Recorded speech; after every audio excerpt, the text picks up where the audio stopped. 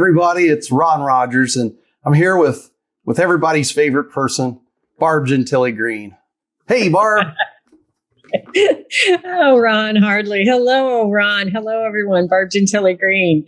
Currently the special ed director at Centerburg Local Schools. But Ron, did I tell you I've got some exciting news about next year? No, you got to tell me what's up. I love it. You get to tell me right on 10 Minutes with Barb and Ron. You betcha. So I am going to move into a position here in our district called the Director of Teaching and Learning. Ooh.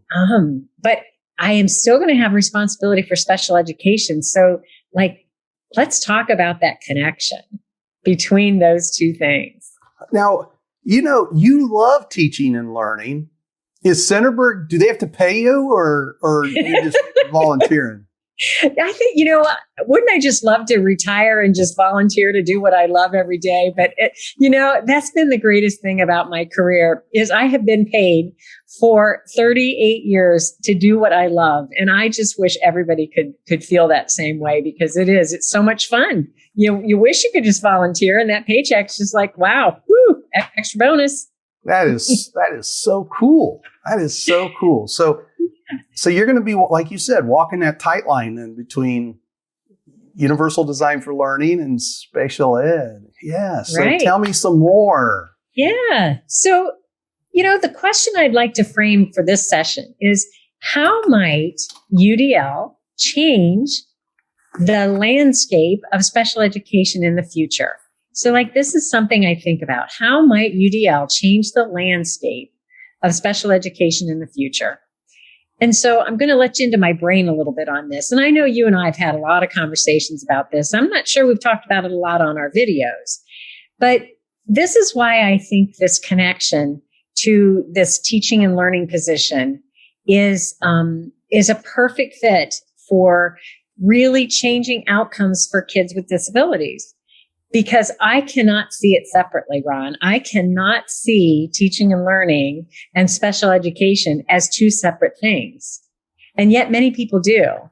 But I think that we have to kind of change that thinking, that if we were really to focus in on how instruction is designed universally in every classroom for every kiddo, I just ask myself, how many kids would really need that extra specially designed instruction? I just wonder about that. Do you know what I'm talking about? You know what I mean, Ron? I know exactly what you mean. And I'm 100% with you.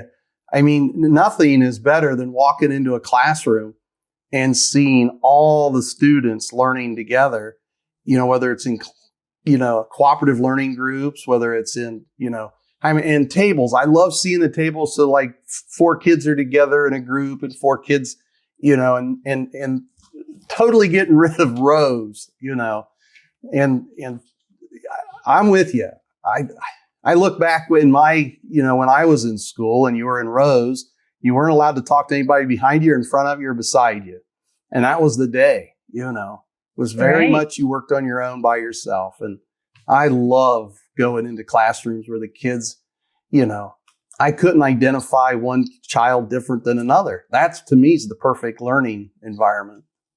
Right. And I think that's where the power is with universal design for learning, is that if we looked at that environment and realized in different environments, you or I or the person sitting next to me might look as though they have a disability. So let me give you an example. If you were to put me in a situation where I had to give directions to somebody on how to get from point A to point B, you would be like, I wonder if Barb has a disability in whatever, visual spatial. I'm not sure what it is, but it's just not working for Barb.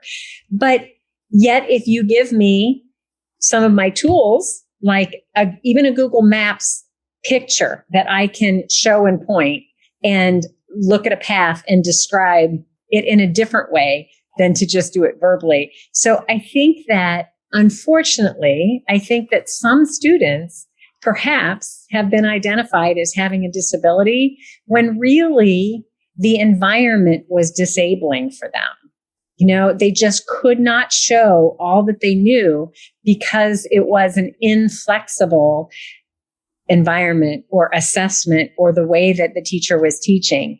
And, you've always known me to be kind of a blunt person, but we don't often want to say, I know, but often in special education, when we're determining if a child is eligible, there's that question about, has the child had, a proper education by certified teachers? And, we've ruled all that out, and nobody wants to say, oh, well, no, because it's been too inflexibly designed. Nobody wants to say that, nobody wants to be that one. And yet sometimes I think we have to look in the mirror and say, you know what? I'm not so sure that class was accessible to that child and it wasn't playing on his strengths. And does he really have a disability, or does the curriculum been a barrier for him? And so my dream and my hope, Ron, is that if we were to get more and more and more schools using universal design, and every teacher it's second nature to them to just really think intentionally about breaking down barriers, that I wonder if we would have as many students eligible for special education. I just wonder that. That's a great wonder. Yeah. And I don't know the answer. I would say there would not be. And, it's kind of interesting while you were saying the things you were saying.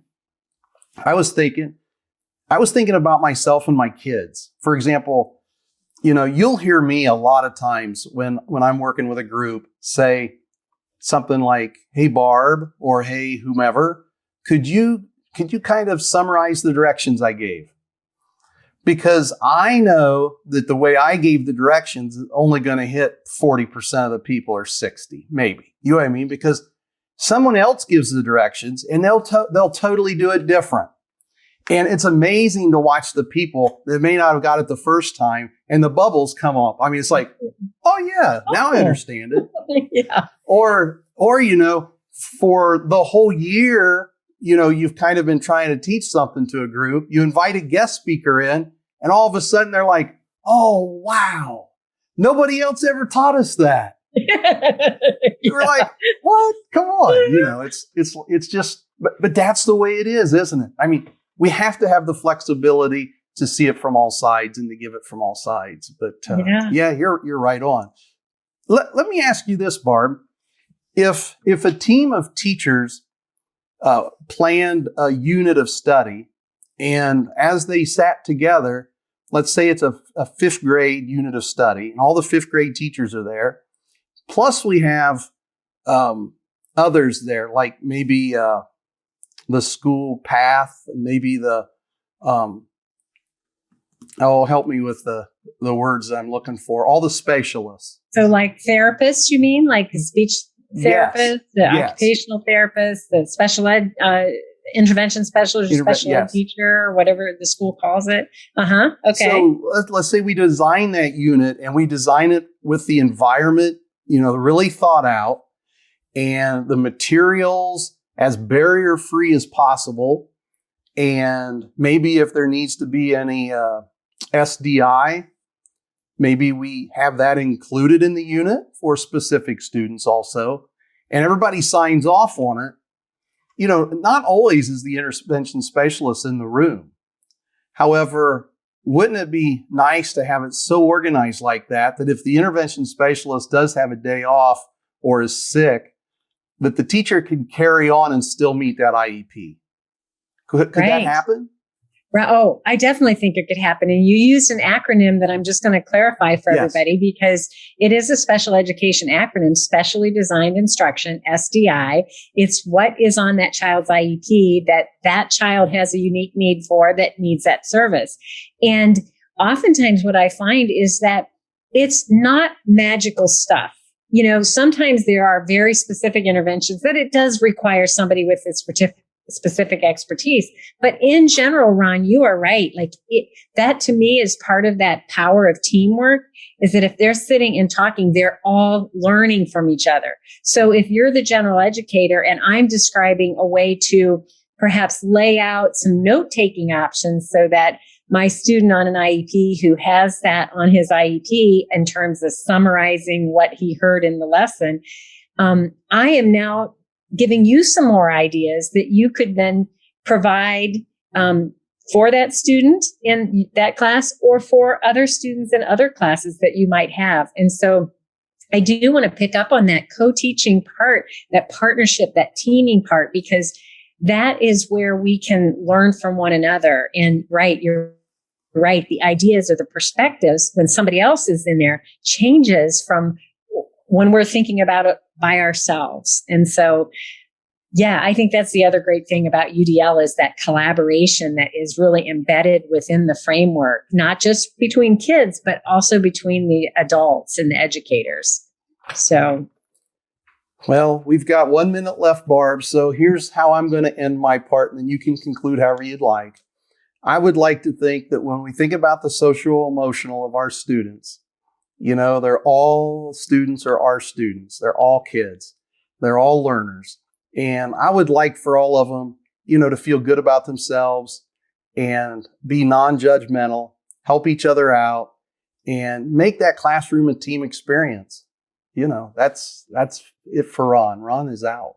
That is perfect. And I think that if we honor that variability, that's what UDL is asking us to do, is to really honor that variability and help kids see that we are all different. We all have our strengths, and that's all to be celebrated.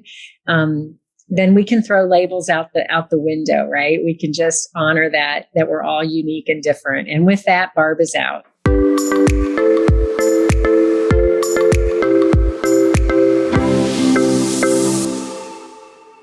YouTube, please subscribe, like, comment, and share.